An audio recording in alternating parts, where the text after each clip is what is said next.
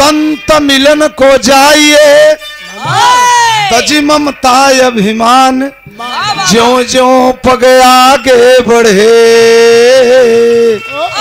Cotton यज्ञ समान।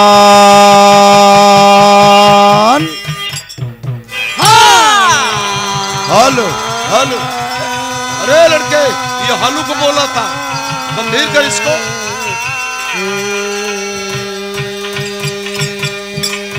आग लगी आकाश में कटी कटी गिरे अंगार, यदि न होते संत जन जल जाता संसार। हेलो हेलो,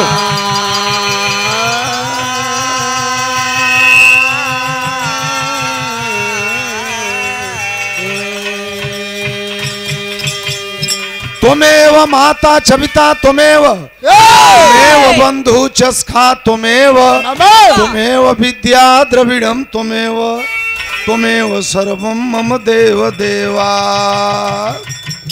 हेलो हेलो,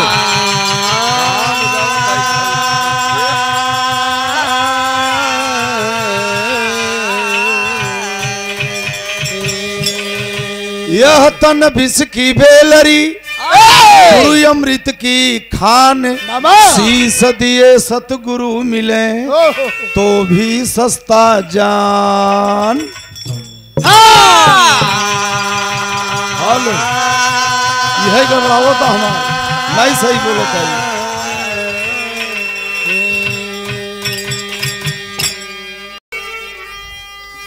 आप सब बैठा यह महान, सबसे बिनती मोर यही गुणगान, दास के थोड़ा थोड़ा दई दे आशीर्वाद।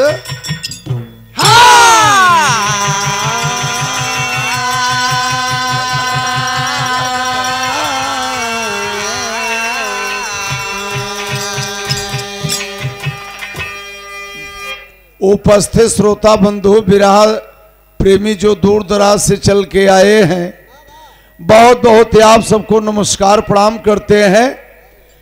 और हमारे कमेटी के जितने सदस्य गण हैं, सुदई राम यादव सबको नमस्कार प्रणाम करता है। ये ऐतिहासिक माटी प्रयागराज के धरती पर बड़े हर्ष के साथ विरहा का आयोजन रखा गया।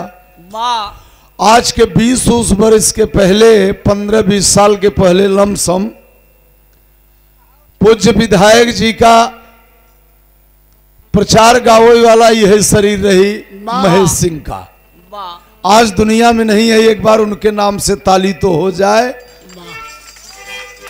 और जब हमारे यहाँ तो 4 चक्का लेके गए हैं सुदई राम एक हफ्ते के लिए, इसी हटिया कॉलेज में हमने थे 1 हफ्ता।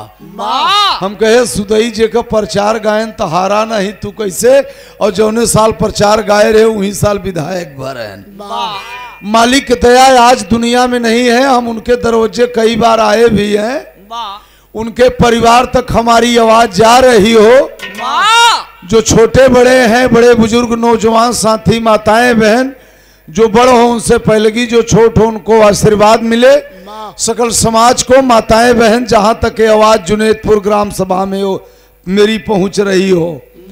अभी अभी मंच संचालक महोदय बहुत बढ़िया बात बताए कि सुदई भाई का विरहा हमने महुआ चैनल पर आपने देखा होगा, 2002 में टीवी पर प्रसारण किया, डिश पर। बहुत बढ़िया है, आप सबको प्यार दुलार है, बहुत बढ़िया बधाई आपको है।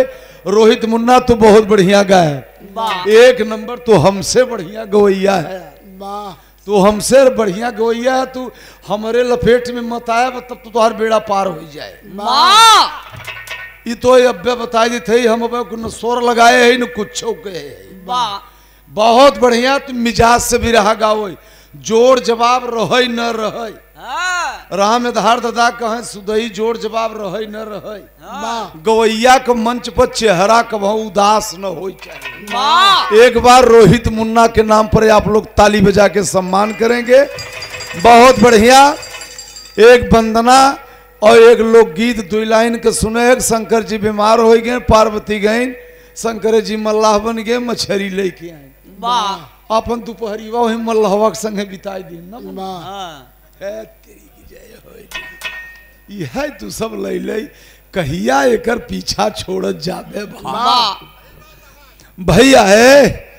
सही बात है पार्वती एक रात दोपहरिया भर मल्लाहे के संगे रही यार। सही बात है यार।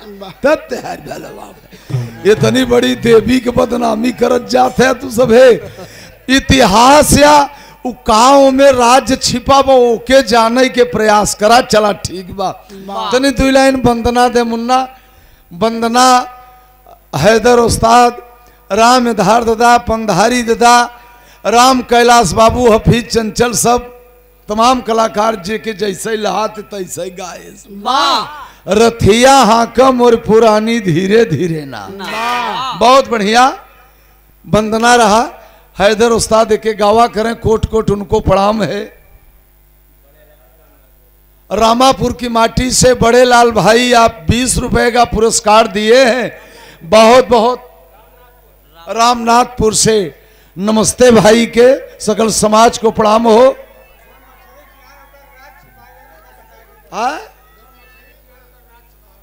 राज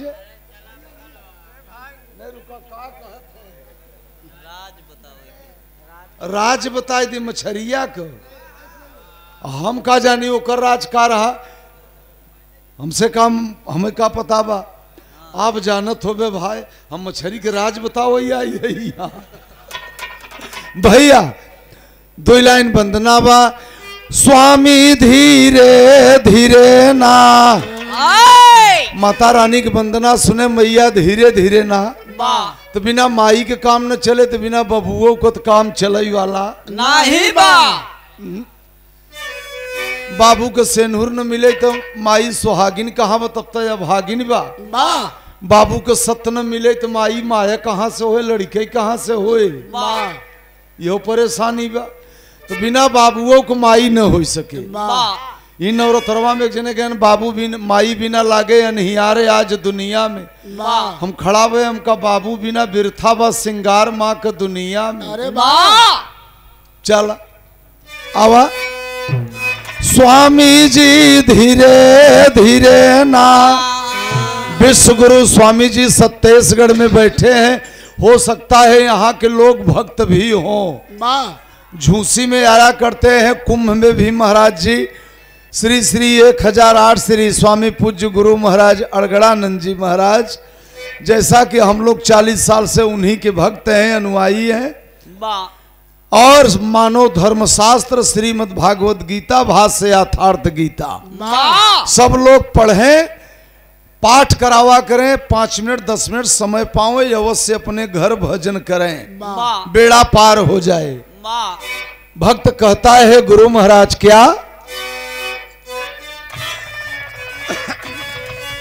स्वामी जी धीरे धीरे ना।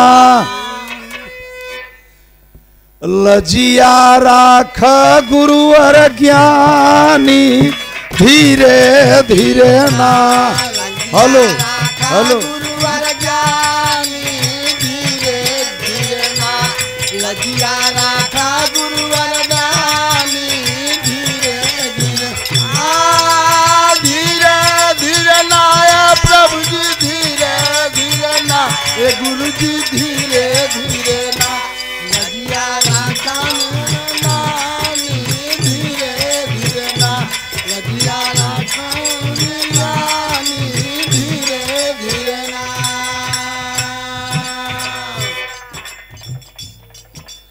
करो ख्याल है गुरुवर स्वामी दोनों जने बयान करी। खोल जबान दी है बर हमके इनहू के बलवान करी।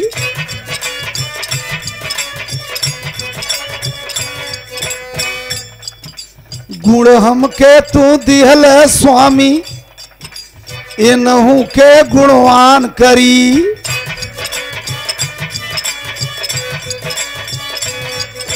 घर द्वार धन हमके दिहल इनहू के धनवान करी। हाँ ये गड़बड़ न हो बेटा।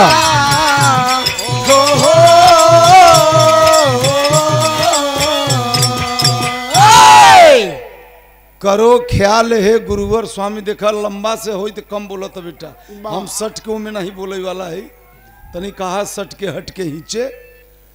करो ख्याल है गुरुवर स्वामी दोनों जने बयान करी, खोल जबान दी है बर हमके ये नहू के बलवान करी। तो हो मनाओ थे रोहित बेटा हम, गुण हमके तू दी है स्वामी तो ये नहू के गुणवान करी। घर द्वार धन हमके दी है तो ये नहू के धनवान करी। तो हर टेरी रही चंचल कला चंडिका मैया, और छोड़ के मंदिर लगा सहैया नैया बाटे मोर पुरानी धीरे धीरे ना तू गए।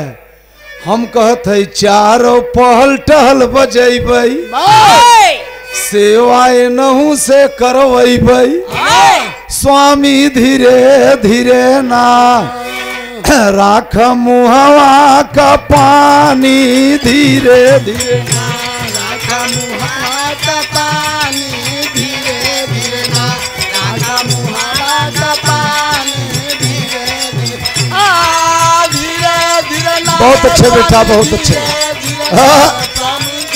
जय हो जय हो।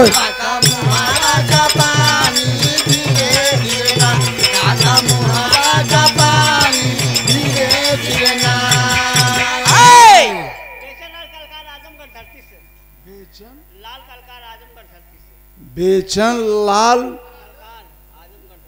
आजमगढ़ की धरती से। अच्छा अच्छा अच्छा भाई, ये 51 रुपए का पुरस्कार बेचन लाल भाई, ये आजमगढ़ की धरती से। भैया के बहुत बहुत नमस्ते बा। पाड़ेपुर देवगांव मेहनाजपुर लालगंज कहीं तो मकान होबे करे आजमगढ़ में, बहुत तोहर गा है। भैया के नमस्ते बा। ककहरा मिला बहु गायन, जगन्नाथ जी जगमग ज्योति जले जस गावे नर नारी, झोली खाली झारखंड बैजू बाबा तोहरी पारी। वंदना हैदर उस्ताद बहुत गावत रहे, लेकिन हम का कहत है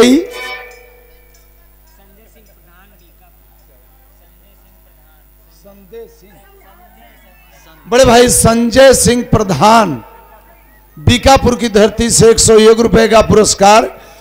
प्रधान जी को बहुत बहुत नमस्कार, प्रणाम बा।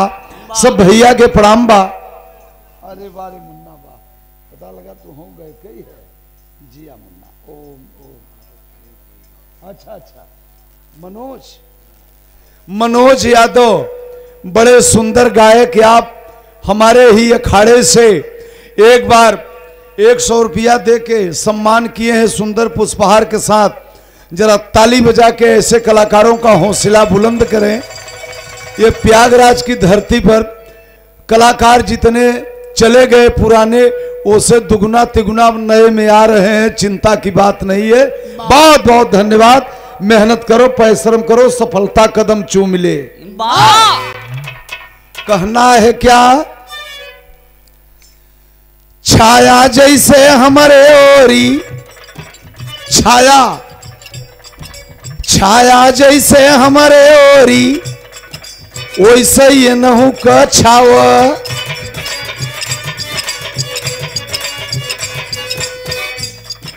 जैसे नैया मोर किनारे, वैसे ये नहू कर लावा।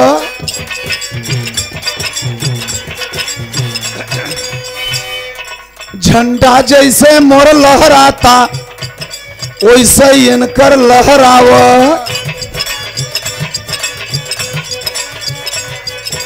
के जबान हमारे स्वामी, वैसे ये नहू के आवा।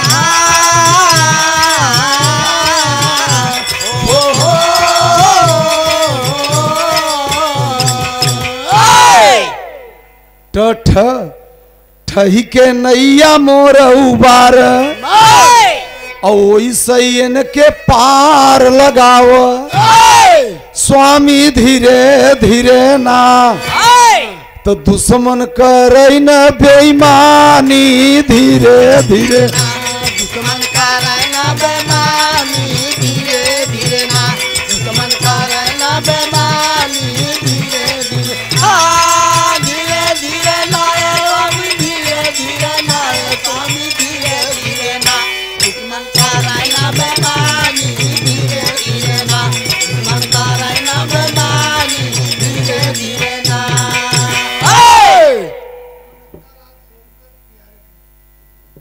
पियारेपुर की माटी से मुनक्का लाल सुनकर बाबू इस वंदना के भाव पे 100 रुपए का पुरस्कार दिए हैं। स्वामी जी का कृपा हो, आप याद रहे, सकल समाज को हमारा नमस्ते हो। बड़ा प्यार दुलार आप लोग दिए हैं। बड़े भाई मुन्ना लाल गुप्ता, आप पत्रकार साहब, ये आपके तरफ से 101 रुपए का पुरस्कार आया है। महान भाव बाबू को बहुत बहुत नमस्ते प्रणाम हो, सकल समाज को प्रणाम। तो ठहिके नैया मोर उबार, वैसे ही इनके पार लगाव, दुश्मन करे न बेईमानी धीरे धीरे ना। ये दुश्मन का हो? शरीर में काम, क्रोध, मोह, लोभ, लालच, यह कुल बड़े बड़े जोगी जति के डिगाई देते हैं। इनसे बचना है। बचबे कैसे? जब बढ़िया कर्म रहे, मन के जीत ले, कुल काम बन गया। मन नहीं कंट्रोल में बा, कोनो चीज कंट्रोल में न होए। कहना है कि कहरा से का ट ठ ड, डगरा जैसे हमें बताए वैसे ही ये नहीं बताव तू।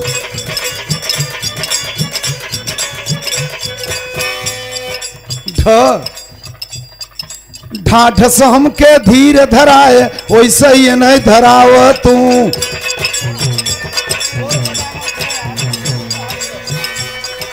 ढाढ़स हमके धीर धराए वैसे ही ये नहीं धराव तू।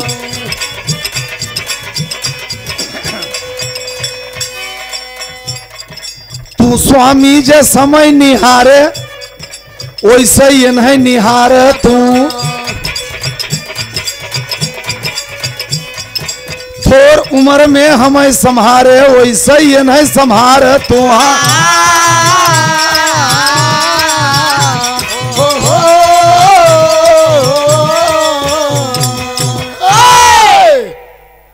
गुरु महाराज छत्तीसगढ़ में बैठे हैं आप, दुनिया आपकी पूजा कर रही है।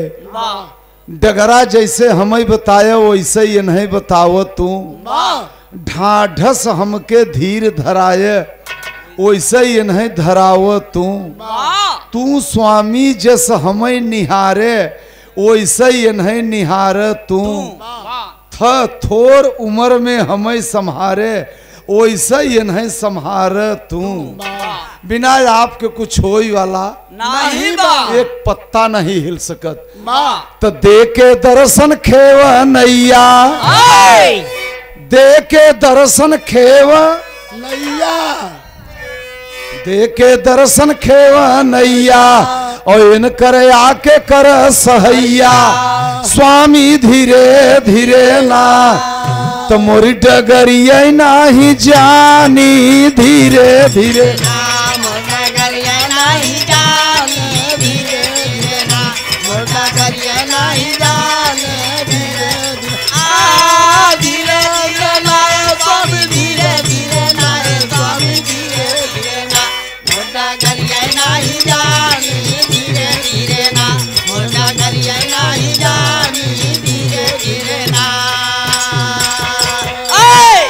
सुने वाले साथी, माँ बिंदवासिनी मटेरियल,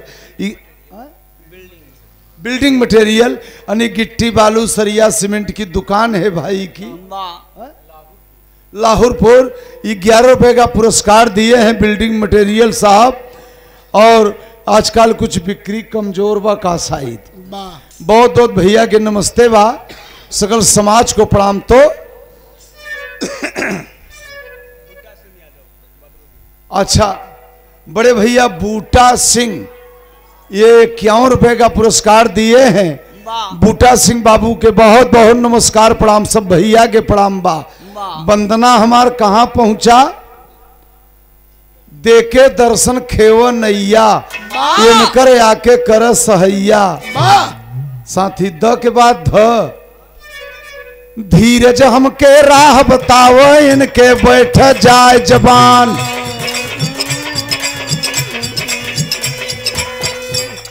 नेह लगल जसम से इनसे वैसे इनसे होए महान। पकड़े बेड़ा मोर उबार ये नहु का खेव धनवान। फर्क नहीं है परमहंस जी सभा में राख सबका सहन।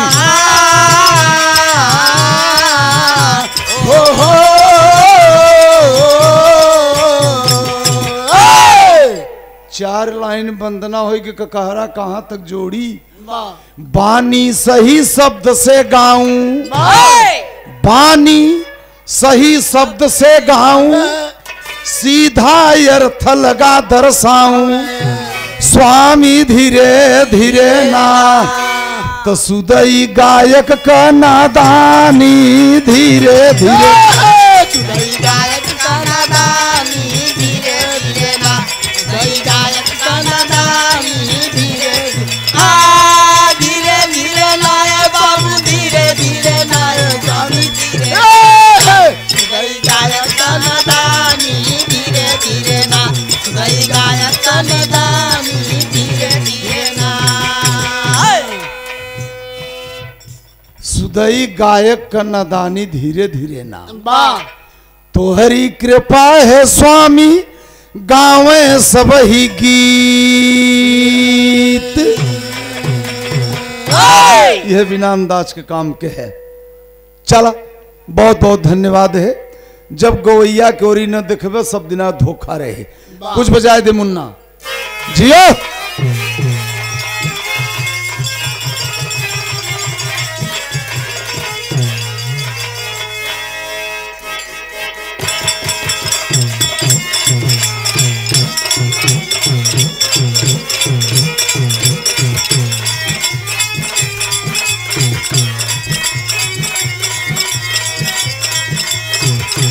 बहुत अच्छे पहलू, बहुत अच्छे मुन्ना जियो। हेलो तनिसाई लोगन से ही 20 रहे के चाहे।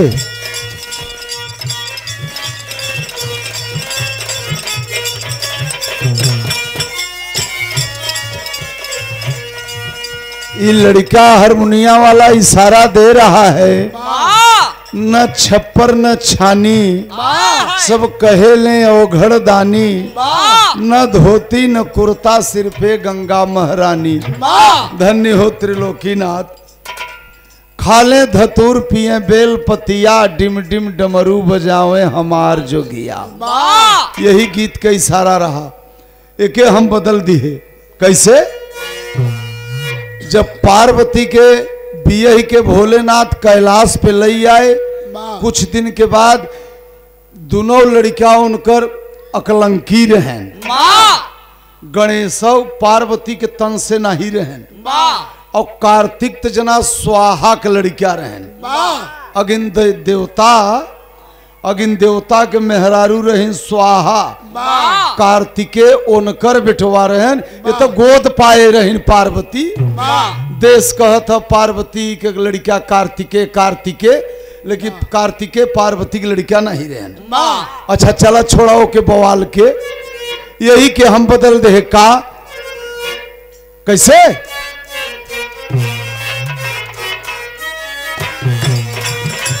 ये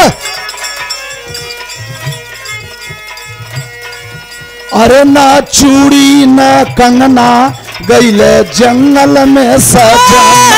ना चूड़ी ना कंगना गईले जंगल में सजना। अरे ना चूड़ी ना कंगना गईले जंगल में सजना। घर में दुद्धू ललना हम दिन भरी रोई अनना। घर में दो ललना हम दिन भर रोई अनना। अरे घर में दो ललना हम दिन भर रोई अनना। गावा ना करा के गईले भाग राजा जी हो लागल हमारे करमावा में आग। राजा हमारे करमावा में आग। लगा हमारे करमावा। बढ़ जा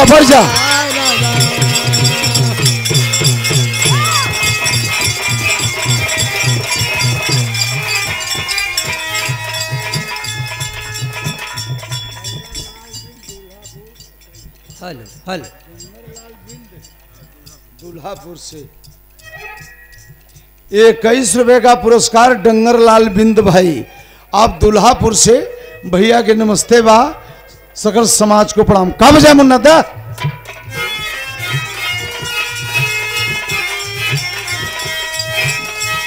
शेखर मिलते बोला बोला बोला बोला। अरे अखिया से धारा धारा, अरे जिया बेटा जिया, अरे बरसात पानिया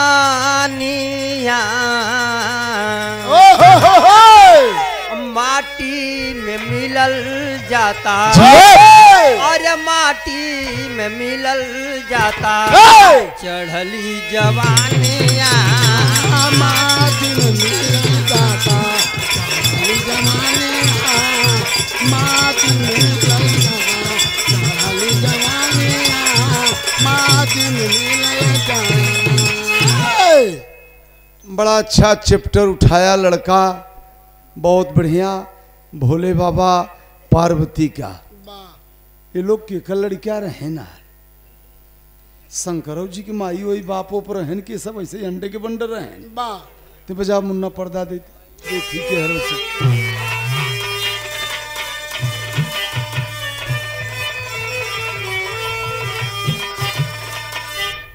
पर्दा मिलके सुनिए आदि अंत की बानी, भर्मजिन सुनिए आदि अंत की बानी, जब की रहा एकदम पानी, पानी समझे कोई चतुर सुजान।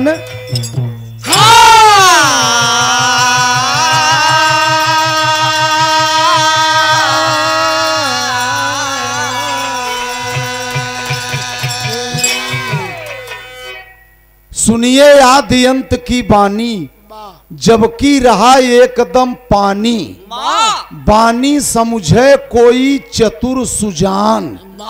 कोई चतुर इस आदमी ये बात को समझेगा, सब न समझे। करनवा समझे बिड़रे कोई, अब करनवा समझे बिड़रे कोई, कह भाई आदि अंत से सारा दस तनवा, करनवा समझे बिड़रे कोई।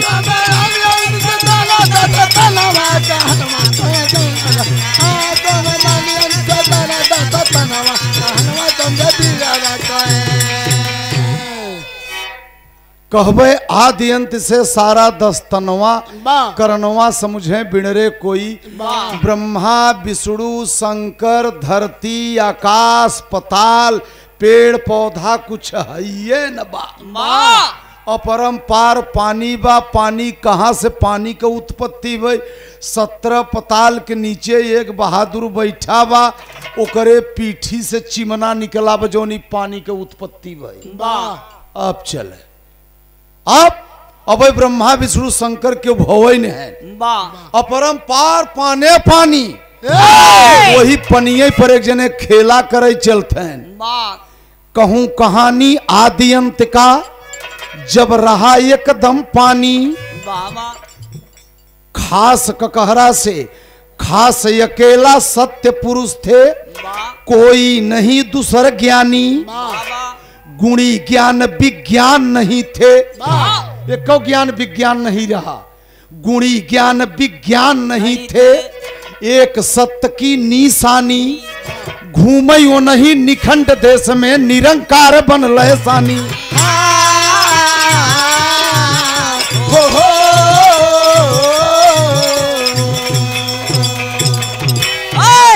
जग अविनाशी किया विचार, जग अविनाशी कौन अविनाशी रहा? विष्णु नहीं, जग अविनाशी किया विचार, और करूं कुछ दुनिया के समाचार, करनवा समझे बिड़रे कोई।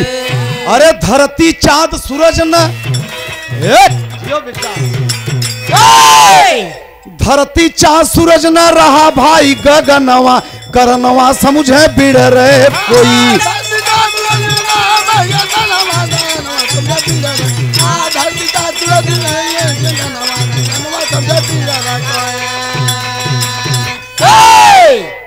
चले रचई दुनिया कई रचना सत्य पुरुष मायाकारी 17 पताल के नीचे से प्रगट भैन उके रहा चले रचई के कहरा से चल आई गए चले रचई दुनिया कई रचना सत्य पुरुष मायाकारी 6 सुत पहले प्रगट किए हुई पनिये पर एक एक से बलधारी जग में प्रगटे प्रथम सहाजे दूसरी अंकुर छब न्यारी झलक दिखाव इच्छा तीसर सुनो सज्जनों मन मारी तो चौथा सोहंग नाम बताए और 5वां अंचित को प्रगट आए करनवा समझे बिड़ रहे कोई चौथा सोहंग नाम बताए और 5वां अंचित को प्रगट आए अरे 6वां अक्षर जाहिर भइले सुन गए नवा करनवा समझे बिड़ रहे कोई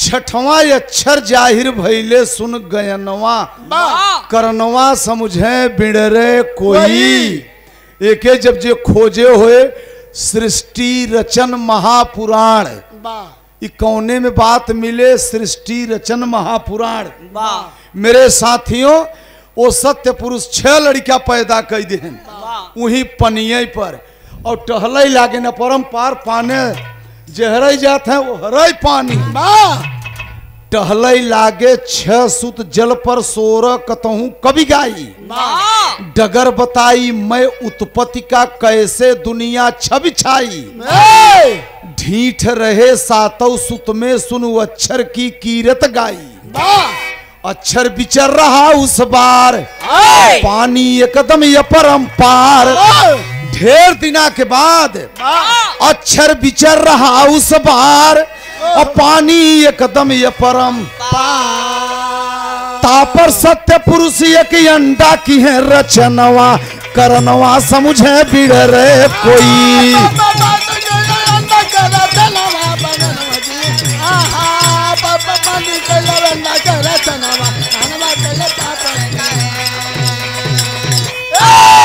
भोला शंकर हारमोनिया मास्टर ग्राम सभा चौंदहा से ये 21 रुपए का पुरस्कार दिए हैं इस भाव पे बाबू के बहुत बहुत प्रणाम बा ध्यान दरच इस सृष्टि का उत्पत्ति कैसे भाई तो बताइए हम कि ब्रह्मा विष्णु शंकर रहा के और के रहा पार्वती हिमगिर हिमगिर माने पहाड़ होता है तो पार्वती पहाड़े की बिटिया थोड़ो बड़ी राज्य बाई में तो हम कहा बेके हम जरिए धैले आज सवेरे तक के यही दास्तान चले दे देखा ध्यान दे आप सब आप टहल लागे 6 सुत जल पर 16 कतहूं कभी गाई डगर बताई मैं उत्पत्ति काई कैसे डगरा सब पकड़े जैसे दुनिया छवि छाई ढीठ रहे 7 सुत में सुनु अक्षर की कीरत गाई अक्षर विचर रहा उस बार पानी एकदम ये परम्पार तापर सत्य पुरुष एक अंडा की है रचनवा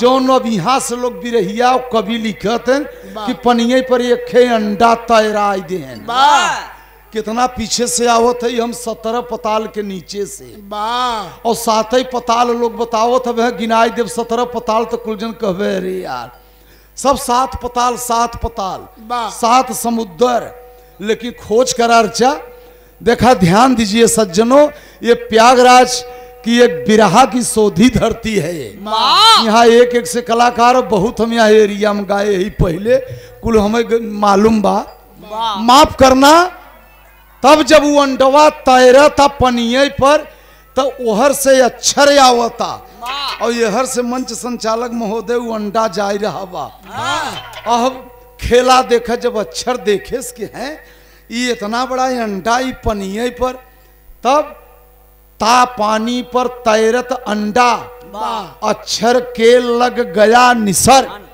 अक्षर के लगे जाता है अक्षर नाम का लड़का रहा उही के लगे वो अंडवा बहुत बहुत चला जाता ता पानी पर तैरत अंडा अक्षर के लग गया निसर था अंडे पर लिखा हुआ है। लोग कहते हैं 52 अक्षर हिंदी कहाँ से आए, कैसे ज्ञा तक 36 12 अक्षर आई 36 12 48 4 ही अक्षर और 52 अक्षर के हिंदी बनी।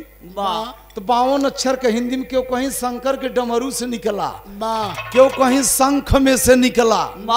आखिरी अक्षरवा जब शंकर के डमरू से निकला तो अभी तो शंकर जी पैदा ही न भय, तब उनका डमरुआ कहाँ ग रहा, जो उनकी अंडवा पर लिखाई गया रहा। तो अंडवा पर ये अक्षर न रहा तो लिखान कैसे। तापानी पर तैरत अंडा अक्षर के लग गया निसर, था अंडे पर लिखा हुआ है देखत अक्षर लिहले दर। देखे 17 असंख्य चौकड़ी राज लिखा उस अंडे पर। ध्यान लगा के अक्षर पढ़ते सत्य पुरुष के सुत सुंदर।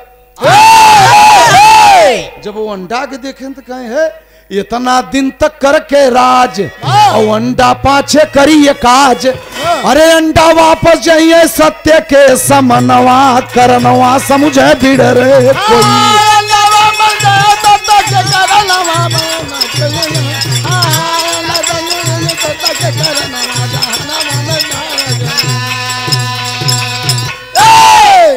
अंडा वापस जही एक दिन सत्य के समनवा करनवा समझे बिड़रे कोई।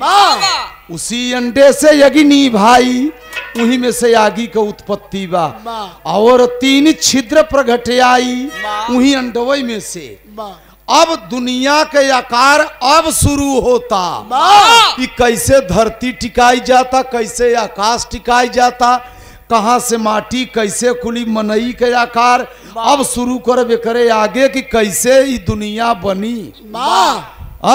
उसी अंडे से यज्ञनी भाई और 3 छिद्र प्रगट आई करनवा समझे बिड़ रे कोई। राम सकल यादव मास्टर साहब हारमोनियम के ये 50 रुपए का पुरस्कार दिए हैं। बाबू के बहुत बहुत नमस्कार प्रणाम बा, सब भैया के प्रणाम बा।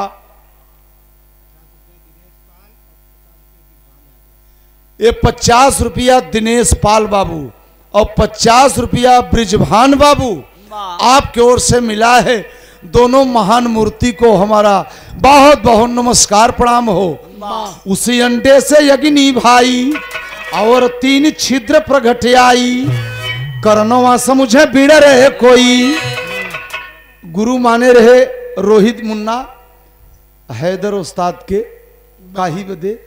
हमारे गुरु रहन मनापुर सूर्यावा का रामधार प्रजापति जी, बहुत कट्टर कवि छंद और भाषा के रहन सूर्यावा भदोही के, सब पुराने गवैया सब जानते। तो रामधार प्रजापति जी बड़े माहिर कलाकार रहे।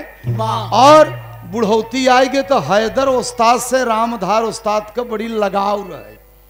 तो सूर्यावा में बिरहा रहा तो कहें कि सुदई एक काम ही कर कि अब हमारे मरे के तो है कुछ बताए उताए कतौ बचबे तो न हो तो हैदर के गुरु मान लेते। हमका दत्तहार के फसावत है कहीं नहीं, हमका तोहरे आज्ञा का पालन में चले खेमाला पहिराई देते। गए करनाईकपुर मिझूरा में खेमाला दे दिया 16-32 आना। तो हम कहा तुहार सौंपा हुआ शिष्य है।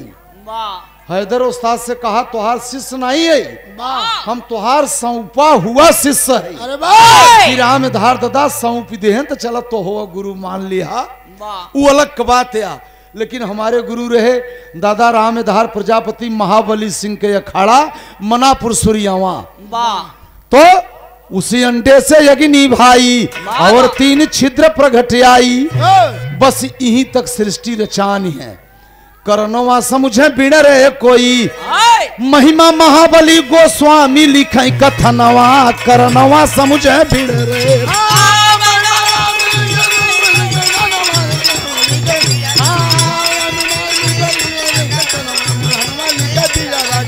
मोरे रामा हो